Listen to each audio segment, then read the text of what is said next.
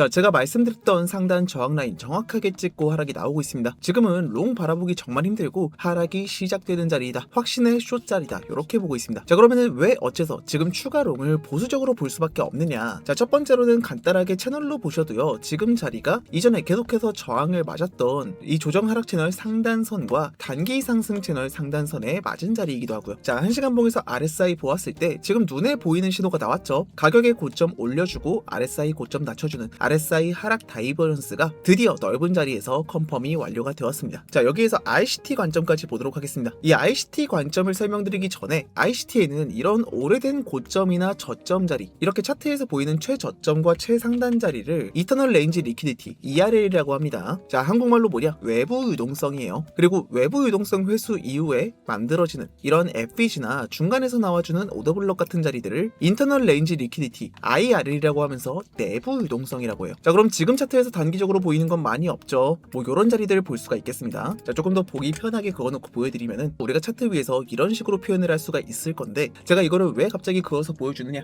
ICT의 기본 이론은요, 가격의 흐름이 외부 유동성, 그리고 그 다음은 내부 유동성, 내부 유동성을 체크했으면 다시 한번 외부 유동성, 이렇게 번갈아 가면서 체크를 하면서 흘러간다 라고 보는 게 기본이에요. 자, 그러면은 지금 차트가 어떻게 흘러가고 있는지 봅시다. 지금 차트 보시면 채널 상단 찍었던 가격이 가격 하단에 있는 외부 유동성을 회수를 해주었죠. 그리고 나서 가격이 곧바로 어떻게 움직였나요? 바로 올라가 주면서 내부 유동성을 회수해준 다음에 다시 한번 이 외부 유동성을 회수를 했습니다. 자, 그러면 이 자리가 ER이라고 볼 수가 있겠죠. 지금 차트 보시면은 외부 유동성을 회수해준 다음에 이 상단에 있던 내부 유동성까지 전부 다 회수가 나와준 상태다 라고 보면 되는 거예요. 자, 그럼 지금 자리에서 내부 유동성을 회수했으니까 다음은 어디일까요? 다음은 외부 유동성을 회수하러 가는 자리가 나온다, 이렇게 볼 수가 있는 거죠. 자, 그러면은 이 자리에서부터 어떤 방향으로 가게 될지는 차트 반응 보면서 지켜봐야 된다, 이렇게 뻔한 소리를 하는 게 아니고요. 자, 우리들은 추가적인 관점, 파동도 될 수가 있겠고요. 그리고 온체인이 될 수도 있고 여러 가지 지표에서 힌트를 받아서 어느 방향을 회수하러 갈 것인가, 우리는 이걸 찾을 수가 있다라는 겁니다.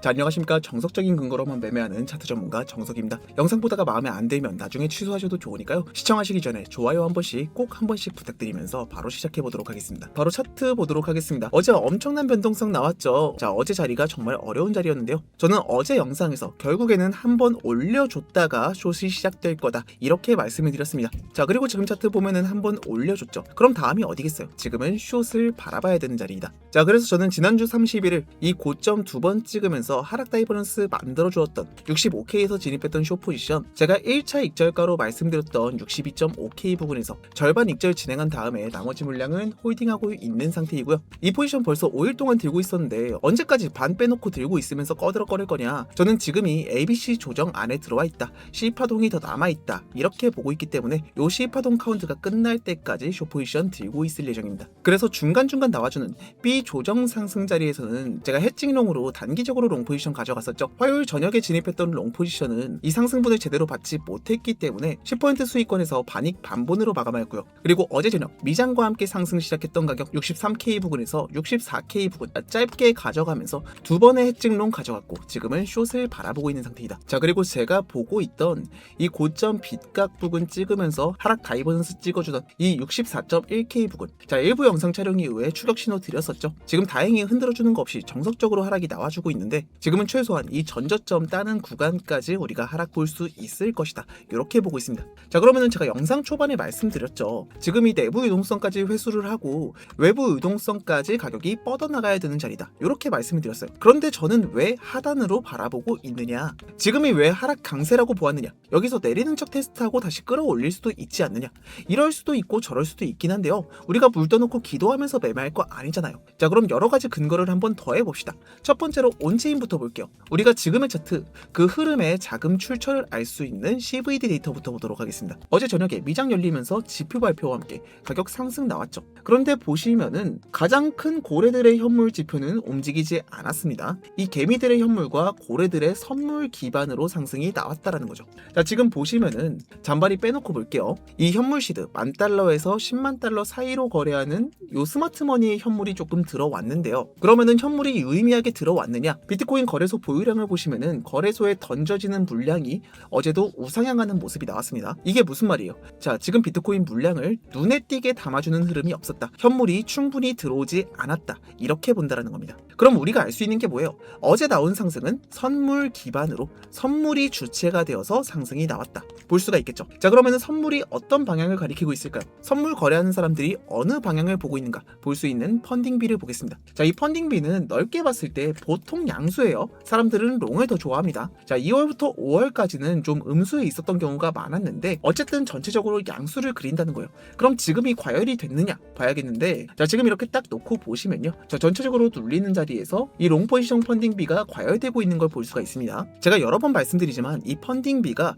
현물이 받쳐주지 않는 상태에서 과도하게 들어올 때는 선물 기반 상승이라는 거잖아요. 그러면은 절대로 안정적인 진짜 상승을 만들어줄 수 없다. 이렇게 말씀을 드릴게요. 자, 그러면 이 롱 포지션 들어온 사람들이 어디에 지금 몰려있느냐? 지금 청산 히트맵 같이 보시면 상단에 있던 숏 포지션 방금 전 이 노란색 단무지 잡혀있는 거 방금 죽었죠? 따끈따끈합니다. 추격으로 들어온 숏 포지션 이외에는 지금 롱 포지션만 과도하게 잡혀있어요. 자, 첫 번째가 지금 추격 들어온 63K 부근, 그리고 두 번째는 자, 62K 부분까지 이 청산 맵이 잡혀있는 걸 우리가 확인할 수 있다. 그럼 이 말이 뭐야? 지금은 하방 압력이 더 강한 차트다. 이렇게 볼 수가 있는 거겠죠. 그런데 청산 히트맵 보시면서 이런 자리들은 그러면은 사람들이 청산당하는 자리라는 거고, 청산당하지 않기 위해서 계속해서 방어를 할 텐데 왜 지지가 아니고 가격이 끌려갈 거다, 이렇게 말씀을 드리는 거냐? 결국엔 청산 히트맵은 레버리지 거래, 이렇게 가까이에 잡혀있는 포지션들은요, 결국 고 레버리지 포지션의 청산 자리예요. 이 고레버 포지션은 강한 매수세로 작용하기도 하지만 결국에는 수익 실현을 했을 때 강한 매도세로 변하기도 하는 양날의 검입니다. 현물이 받쳐주지 않으면서 고레버리지로만 상승이 나오면은 결국 가격이 꺾이기 시작할 때 너도 나도 익절할 거 아니에요. 그러면은 이 상승분을 지켜주지 못하고 그대로 돌려받는 흐름을 보여줄 수밖에 없는 매수세가 이런 고레버리지 선물 차트라는 겁니다. 그리고 이 선물이라는 게 조금 올라서 가격 꺾인다 싶으면은 전량 익절하고 숏으로 갈아타잖아요. 그럼 매도세가 더 크게 나올 수밖에 없다라는 거죠. 그리고 역설적으로도 가격이 쉽게 빠르게 움직이기 위해서는 이렇게 청산 물량이 쌓여 있어야지만 그 방향으로 가기가 훨씬 수월해집니다. 이게 무슨 말이냐? 이렇게 노란색 단무지가 진하게 잡혀있는 건요, 진입한 포지션이 청산당할 가능성이 가장 높은 위치를 찍어주는 거예요. 그럼 실제로 가격이 이 자리에 도착을 했을 때 들고 있던 사람들은 스탑로스가 터지거나 청산을 당하겠죠. 청산을 당하면 뭐야? 강제로 거래소에 던져진다라는 거예요. 그러면은 상단에 숏포지션 청산이 가득 쌓여있다고 봅시다.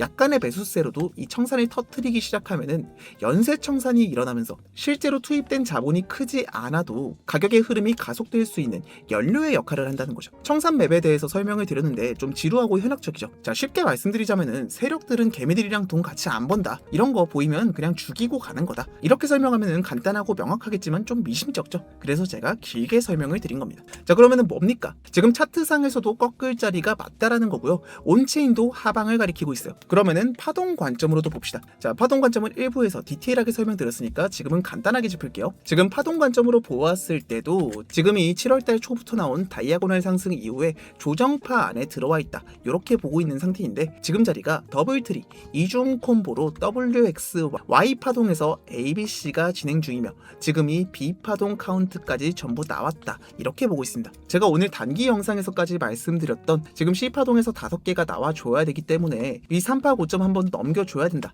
말씀드렸던 조건까지도 충족이 되었어요. 자, 그러면은 지금은 이 마지막 C파동 하락을 바라봐야 되는 자리라는 거죠. 그럼 변수는 어제처럼 올려줘야 될 자리, 이런 자리에서 한 번 더 흔들다가 털고 가느냐, 이것만 조심하면서 숏을 바라봐야 되는 자리가 맞다, 이렇게 보고 있습니다. 자, 그래서 저랑 같이 숏 포지션 진입하신 분들은 계속해서 홀딩 진행 중인 상태이고, 자, 아까 털고 내려오던 시기에 저랑 같이 진입 못하신 분들 추격하는 자리까지도 브리핑 드렸습니다. 지금 바로 흐름 나와주지 않고 저녁까지 옆차기 하는 흐름이 좀 나와주면은 털어내는 무빙 혹은 지금 제 관점을 깨는 무빙이 나와줄 수도 있기 때문에 그런 무빙 역시도 실시간 브리핑 텔레그램 통해서 계속해서 브리핑 드릴 예정이니까요. 요 포지션 지금 진입 못하신 분들은 제가 알림 드렸을 때 차트 체크 필수적으로 해주시길 바라겠고요. 저희 영상 처음 접하셔서 이 브리핑룸 입장이 되어 있지 않다, 나도 한번 구경하면서 참고해보고 싶다 하시는 분들은 제가 영상 하단에 이렇게 링크 하나 남겨놨습니다. 이 링크 클릭하시면은 핸드폰으로 보고 계신 분들은 문자 메시지 창으로, 자, 컴퓨터로 보고 계신 분들은 구글 폼으로 자동으로 이동하게끔 제가 세팅을 해놓았거든요.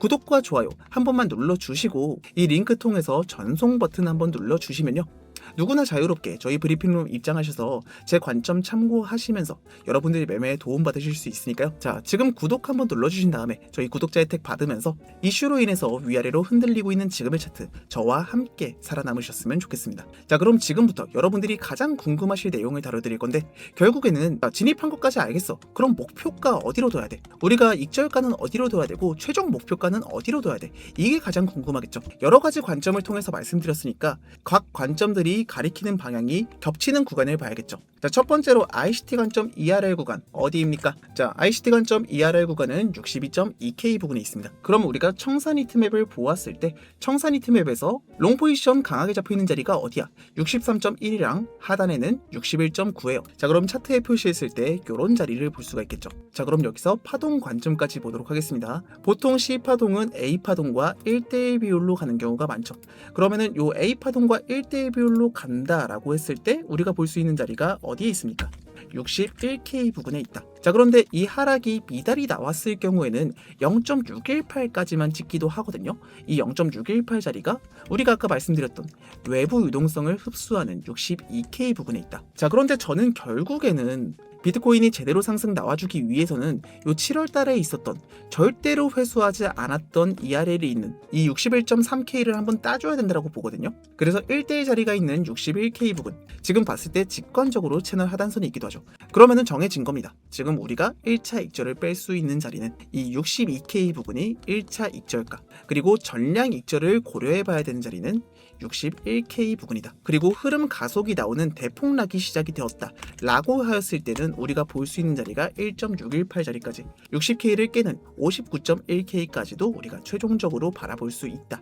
이렇게 볼 수가 있는 거죠. 자, 그러면은 하락 목표가만 말씀드렸는데 여기서 변수가 뭐가 있습니까? 상단 ERL을 따라가는 이 자리에서 지그재그로 흘러가는 게 아니고, 자, 플랫으로 흘러가면서 이전 고점까지 테스트하러 가는 무빙을 볼 수가 있죠.